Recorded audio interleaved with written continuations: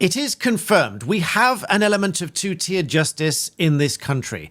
And if ever you needed a reason to justify being frustrated with the justice system and everyone in it, this is it. Both sides of the House and everyone involved. And I'll explain why. Because we have a situation now where even our own Secretary of State for Justice accepts that we have a system which in essence has an element of two-tier justice about it. But even when faced with an obvious solution to the inherent problem, she, instead of taking it up humbly and running with it, we get this ping-pong politics, which is one of the reasons politics frustrates me, whether it's in the office or in Parliament. So stick with me and I'll hopefully explain. But first of all, if you like my neutral and unbiased approach, calling it as I see it, please do subscribe to the channel. I depend on you to do that. About half of you don't. I'd appreciate it if you did. So what are we talking about? Well, in case you've forgotten or didn't see my previous video or haven't seen it in the media yet, we have incoming updated sentencing guidelines which require a pre-sentence report to be normally considered if somebody is from an ethnic minority group, a cultural minority group, faith minority group, or they are female or transgender, among other things. Now, there is a huge caveat to all of that, and I covered that extensively in my previous video. In short, they do want to try to reduce the disparity in sentencing for those from those groups. And doubtless that's where it's come about. Doubtless it came about through sensible and intelligent discussion because the panel is made up of judges, and I'm not going to criticize the logic in the thinking there. What I might respectfully criticize is that this might be out of sync with public opinion. And correct me if I'm wrong, but it really ought to be public opinion that at least contributes to all of what's going on here. Now, there's an inherent problem with that as well. And with great respect, I will blame people that might have a say in all of this and don't put their views forward, because this is one of those scenarios where things happen whilst you're not paying attention. And you're not paying attention because it doesn't affect you yet. Just like legal aid. Legal aid doesn't apply to most people until you need legal aid. And then you realize how bad the system is. And then people complain about the system for legal aid and so on. And I could go on. Every system is like that. It's a problem for everyone else until you need it. And then you realize it's a problem. And so what I mean by that is if you have the opportunity to put your views across, and that might just be by your vote on which party you vote for, which has its own complications because the parties don't always do what they say they're going to do. Hint with the council tax and everything else that Labour said they were not going to increase, but here we are. Now, I've read yesterday one's going up by 16%. We digress. But coming back to this, if you have a say, you need to air that view. And that was one of the responses from the Sentencing Council, and it was a perfectly valid response. But let's come back to the point here. So what happened was this. These guidelines were published, picked up by the media, and quite rightly pointed out that it was a bit of a two-tier approach here, because just to explain a little bit, a pre-sentence report is a pivotal document which may determine whether or not somebody gets a non-custodial sentence. And so just to be clear, the court must request and consider a pre-sentence report. That will be such things such as their previous character, references, what they're like outside of work, or what they are generally like as a person, all these kind of things, how they interact with the community and so on, unless the court is of the opinion that it's not necessary. So in the grand scheme of things, I don't really think this is going to make a huge deal of difference, because I think the courts will be sensible. I would certainly like to think that they'll be sensible, and they will order up a pre-sentence report in the majority of cases where they think it's necessary. And if it's not, there's probably a really good reason it's not necessary. But this guideline does then go on to say that there are a list of cohorts that it will normally be required to order one of these reports. Ethnic minority, cultural minority, faith minority, transgender women, pregnant and postnatal, you can probably understand those. Sole carer, you can understand those. Young people, you can understand those. If someone is young and they're facing a custodial sentence, possibly for the first time, that you can understand. What people are up in arms about, to put this bluntly, is why should there be a disparity between being, say, white British and from an ethnic or cultural minority? The real reason is there is a disparity in the sentencing, and the Sentencing Council I wasn't in those meetings, but I presume that the discussions was around addressing the disparity in the sentencing, because it is well known that there are disparities in sentences depending on your cultural background, and that is wrong, and it shouldn't be the case. That is two-tier justice, the wrong way round, because if some get a higher sentence or harsher sentence because of their background, that is again two-tier, and that is wrong. That is obviously what this was designed to address. By the by, there shouldn't be a need for this to exist. We should be able to address those problems without these sentencing guidelines being updated, but here we are. But because that hit the media, everyone got upset about it. There was a ping-pong again in Parliament, and one thing that's actually quite impressive here is we had a new bill proposed, which instead of running with it, I'll show you the exchange in a moment, but instead of running with it, it was sort of batted for political exchange. But what we had here is Robert Jenrick put forward this bill, Sentencing Council Powers of the Secretary of State Bill. Very, very straightforward bill, which, that's the letter, I'll come back to that in a minute. Very straightforward bill, which they could adopt, they could run with. All it does is amend or seeks to amend the Coroners and Justice Act of 2009, Section 120, which pertains to the guidelines. And it simply says, before issuing these guidelines, they need the consent of the Secretary of State. Now, the obvious argument there is, should the Secretary of State be stepping in on the Sentencing Council, which provides the guidelines for judges and the judiciary is supposed to be separate, etc.? That is a bit of an argument here. But nonetheless, that was a proposed solution to the problem, in inverted commas. Now, instead of taking that up and running with it, here was the exchange. I will attempt to mute myself so there's no echo, but here's the exchange. First of all, maybe put it on screen, that would help. First of all, Robert Jenrick. Well, as a lawyer herself, I would have thought she would have known the difference between the last guidance and the new ones. I say as a lawyer, but in this cabinet you never really know who's a real lawyer or who's just pretending to be one. But in 21 days' time, by the Justice Secretary's own admission, we will have two-tier justice. Her plan to fix this won't come into effect for a year. That's unacceptable. As she's been too lazy to do her job, I'll do it for her. Today I am presenting a bill to block these two-tier sentencing guidelines and to fix her mess. It's here, it's ready to go. Will she support it? Will she stand with us on this side of the House for equality under the law? Or will it be two-tier justice with her and two-tier Keir? So there's a few things to unpack here. Now, this might be the politics that you enjoy. It might be the politics that you get frustrated with. I'm not sure. Let me know in the comments if you like this sort of subtle sarcasm, British wit politics going on in the House of Commons. Or not. But the reference to be pretending to be a lawyer was, of course, a reference to Jonathan Reynolds correcting the record because he was referring to himself numerous times as working as a solicitor, when in fact he was never a solicitor. Now, the argument with that, just to go off on a tangent for a moment, the argument with that is holding yourself out as a solicitor is, of course, a criminal offence, as is holding yourself out as a barrister. If you're not a barrister, you're not a practising barrister. Now, that comes with its own problems, and many people are calling for him to step down because that is obviously quite wrong. Now, of course, he's corrected the record and said this was an inadvertent error, and although the speech was over a decade ago, it's been brought to my attention, and I would like to formally correct the record. Now, make of that what you will. Let me know in the comments what you think. But moving on, when he then says she should, referring to Shabana Mahmood, referring to her to say she should know what these guidelines said, well, that is true. But it is also true that Conservatives should have known what these guidelines said, because both sides of the House should have known what these guidelines said, and I'll come back to that in just a moment. And so then going on to doing her job for her, well, that's absolutely fine. Either side can present these bills, and he did so. And the bill that I showed you just now, very straightforward. If I flip back to that bill, if I can find it again, very straightforward, says that before issuing the new guidelines, they need the consent of the Secretary of State. Obviously, the Secretary of State for Justice, and that being Shabana Mahmood.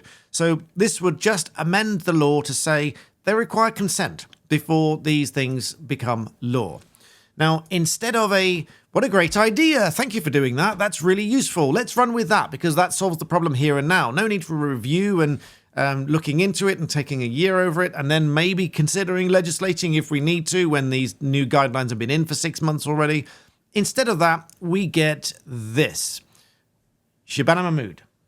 I mean, I think the whole House can see that the only pretence-to job is the one that the Shadow Lord Chancellor is doing because he's pretending to be the leader of the opposition. Now, I have to pause to interject there because this is the ping-pong politics. That's the response. He's talking about someone else pretending to be a lawyer, which on the face of it, he did have to correct the record from what he said previously. But what she's saying now, pretending to be the leader of the party, well, he's just standing up and making an argument. So I personally think this back and forth is a little bit childish. I think it's unnecessary. I think it's unprofessional. It's certainly unnecessary. And I think they should just stick to what might otherwise be boring politics, but at the very least, they would take steps forward and actually get something done rather than talking about getting something done, which is, she goes on to say that, anyway, you can hear it for yourself. We all know exactly what he is about, and my reaction to what has happened in relation to the Sentencing Council's guidelines was very clear when we did the oral statement last week in this House. We will never stand for a two-tier approach to sentencing, but I am actually getting on with fixing the problem rather than looking for a bandwagon to jump on. That is why I have already written to the Sentencing Council. I will be meeting with them later in this week, and I have made it very clear I will consider their role and their powers, and if I need to legislate, I will do so, but I will make sure that whatever changes I bring forward are workable and they deliver the fair justice system that we all need and deserve, and one his government did not deliver. Now, working backwards, she's right in the sense that Conservatives didn't step in to stop this from happening before it's sort of rolled on. But at the same time, when she says that she'll legislate if she needs to fix the problem, well, this has been presented by Robert Jenrick, literally seconds before. That would be a solution to the problem. And it would be fair, because it would mean that Sentencing Council can come up with whatever guidelines they wish, but they need to be signed off by the Secretary of State for Justice. That seems fair to me, because they are democratically elected, whether some people like it or not, they are democratically elected members of Parliament, and they are in government, and so they are in those roles. So that seems fair to me. That seems like it's a democratically elected minister to sign off on the guidelines. It's not to say that they're interfering with the sentences as such, just that there is some sort of sign-off and it's not entirely separate and out of government control completely. Because, of course, whilst the judiciary obviously remain separate and independent, that is obviously not to say that the law is still within government reach and the guidelines ought to be within government reach. That is a very valid argument. But then also she mentions the letter that she sent. Well, the letter of response from the Sentencing Council was an overwhelming, well, you knew about this and no one complained, essentially. This letter itself has attracted a fair bit of criticism from media outlets, and rightly so in some respects, and in other respects, it's perhaps the letter is perhaps justified to stand on its own 2 feet. But the letter, I suspect, has been drafted with it in mind that the general public may end up reading it, and so the general public may want to understand this a little bit better. Because I think it's actually very clever by the Sentencing Council, and obviously specifically by Lord Justice William Davis here. Because if he had it in mind that the general public may end up reading this letter, they may read it and think, well, hang on a minute, everybody knew about this beforehand. And it says as much here, because there was a consultation. It was open for many weeks, 12 weeks, I think. And it says, when a new or revised guideline is proposed, this either will be a result of the Council's own determination that one's required because both with an interest in the relevant area suggested that the Council should fill the gap in the sentencing landscape. In either event, the Council will begin by considering a paper prepared by policy officials setting out the proposed scope of the new guideline. And this was, quite rightly as pointed out in the letter and in my previous video that I mentioned, back in 2022. So this was not a new thing. In either event, the Council will begin to consider the guidelines. Once the basic scope has been agreed, officials will present a series of proposals for the guideline at successive meetings of the Council for the membership to approve, amend or reject. The Council meets approximately once a month. It will take several and sometimes many meetings to reach that point at which the draft guideline which the Council membership is able to approve. The draft guideline is then published as a consultation document. The Council invites anyone interested to answer specific questions posed in the document. The There is also the facility for general comments. We are statutorily obliged to consult the Lord Chancellor of the day and the Justice Select Committee. The consultation period is usually 12 weeks. And it goes on. Once the consultation period is expired, the council officials will collate all the responses over a number of meetings thereafter. They'll consider the responses. Sometimes the draft proposed by the council will be amended in light of the views expressed by the consultees. Sometimes the council will acknowledge the views but not adopt them. Not infrequently, consultees will express no view at all on a particular issue. And that's one of the problems I've got here, because if people did not raise any criticism of it, and therefore this wound its way forward, and now that it comes to media attention, now it's being criticised, the Sentencing Council is quite right to say, well, no one objected to this in the first place. And that's pretty much what happened, because there were 150 responses to this consultation. They included a response from the then Minister for Sentencing as the representative of the Lord Chancellor, who welcomed the fuller guidance around the circumstances in which the court should consider pre-sentence report. No concern, my emphasis, no concern was expressed about the term now under debate. The Justice Committee did not express any concern about the inclusion of the list of cohorts of offenders, the cohorts being minorities, women, transgender, etc. It said that the non-exhaustive nature of the list should be made clear in the guideline, that the council should consider including a reminder that even if an offender did not fall into one of those specified cohorts, a pre-sentence report may still be valuable. So that's my caveat to all the videos I've done on this. It may well still be the case that in most cases that the judge requests a pre-sentence report. Now, I know some judges and some magistrates who have said that it is unlikely that if a pre-sentence report is useful, that they won't order one up. So I think in the grand scheme of things, this is not really going to make a huge deal of difference. It is still the principle that this is essentially a two-tier element of the sentencing process, because these guidelines go out and the judges need to follow them, else they may well be subject to appeal. So I take the lead from this letter being so long and detailed and explaining the history and the circumstances and who makes up the council, for example. Let me read out a little bit of this to you. If I move it across so you can probably see it a little bit better. This may interest you.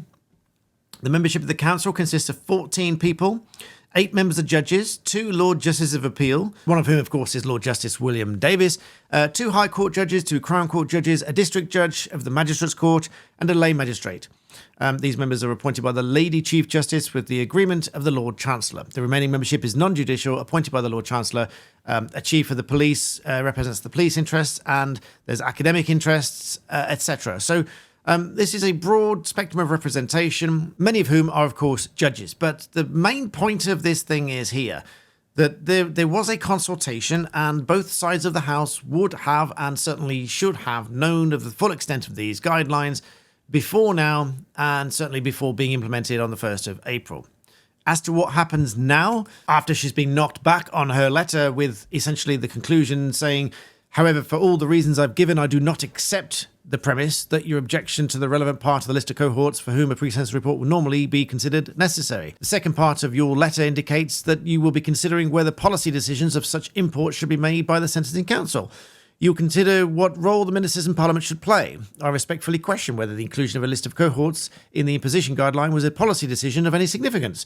However, whatever the import of the decision, it related to an issue of sentencing. The 2009 Act set up the Independent Sentencing Council after a report by Lord Carter, which considered the possible creation of Sentencing Commission. And so you see the problem here. We have this back and forth argument in Parliament over what they're going to do about it, if anything.